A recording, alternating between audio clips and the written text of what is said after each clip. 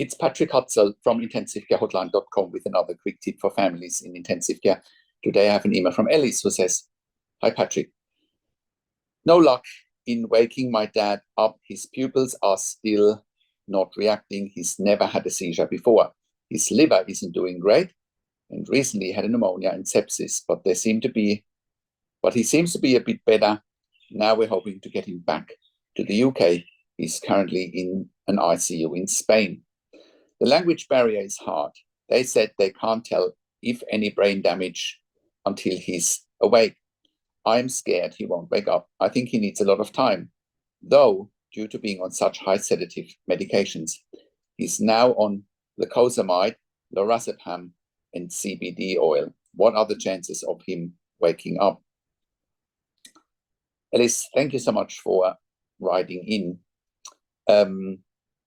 You're giving me bits and pieces here, but I seem to that there seems to be quite a few ingredients missing, or quite a few critical ingredients missing to paint the picture.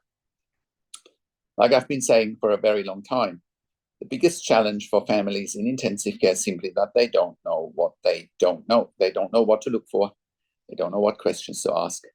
They don't know their rights, and they don't know how to manage doctors and nurses in intensive care. And that's an even bigger challenge now that you're in Spain and there's a language barrier and you need to get your dad back to the UK. Now, if he's never had a seizure before, chances are there is some sort of brain damage. Now, I strongly disagree that they can't tell if he has any brain damage, because they could do a CT scan of the brain, they could do an MRI scan of the brain, they could do an EEG, and they could do a neurology referral. All of that they should be doing, right?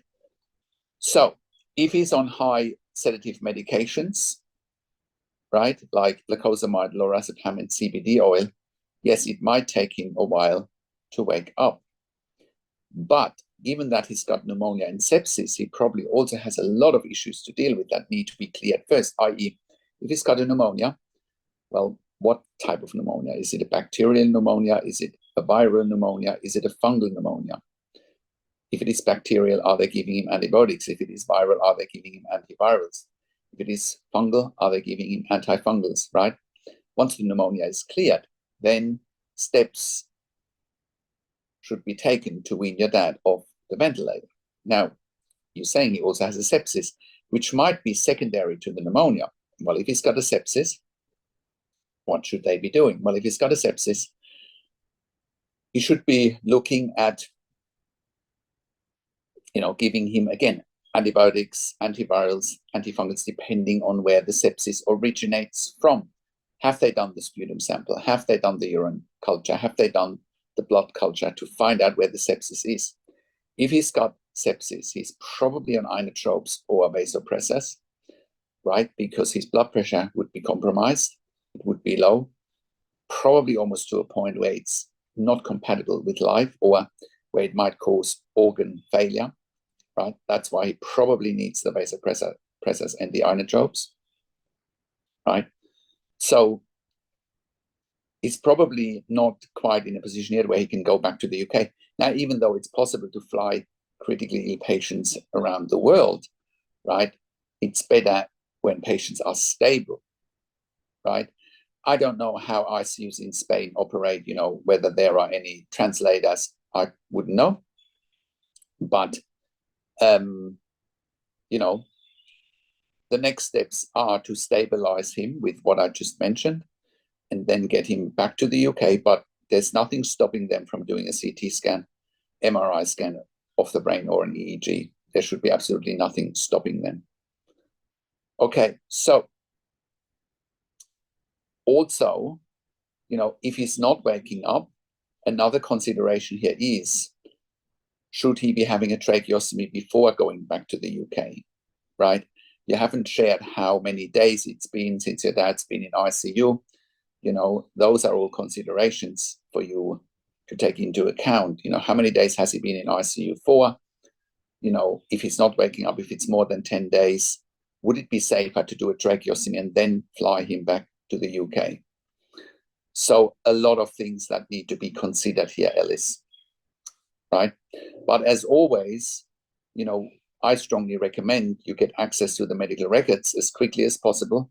You get a translator involved and you get an advocate like myself, where I can talk to doctors and nurses directly, right, and ask all the right questions, and the questions that you haven't even considered asking, because there are so many knowledge gaps here in your email. So I hope that helps. Now, I've worked in critical care nursing for nearly 25 years in 3 different countries, where I worked as a nurse manager for over 5 years. And I've been consulting and advocating for families in intensive care since 2013 here at intensivcarehotline.com. And I can confidently say that we have saved many lives with our consulting and advocacy here at intensivcarehotline.com. And you can verify that by looking on our testimonial section at intensivcarehotline.com. And you can also verify it by looking at our podcast section at intensivcarehotline.com, where we've done client interviews. And that's why we have created a membership for families of critically ill patients in intensive care. And you can become a member if you go to intensivcarehotline.com, if you click on the membership link, or if you go to intensivecaresupport.org directly. There you can join the membership, where you have access to me and my team 24 hours a day in a membership area and via email. And we answer all questions intensive care related. In the membership, you also have exclusive access to 21 ebooks and 21 videos that I have personally written and recorded.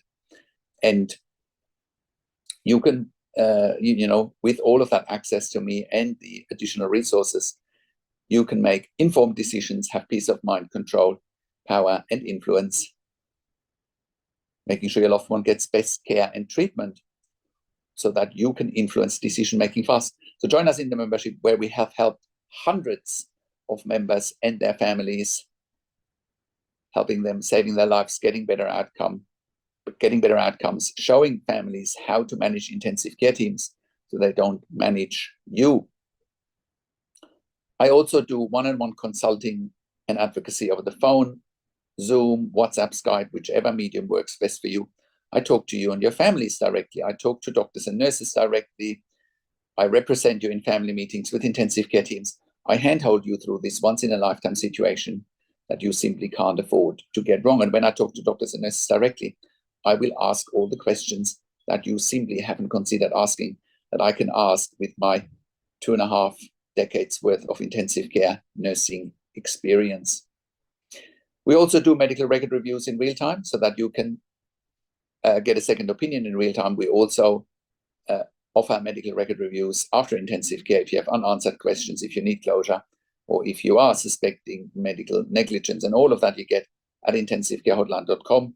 Call us on one of the numbers on the top of our website, or send us an email to support@intensivcarehotline.com with your questions. And all of that. And if you like my videos, subscribe to my YouTube channel for regular updates for families in intensive care.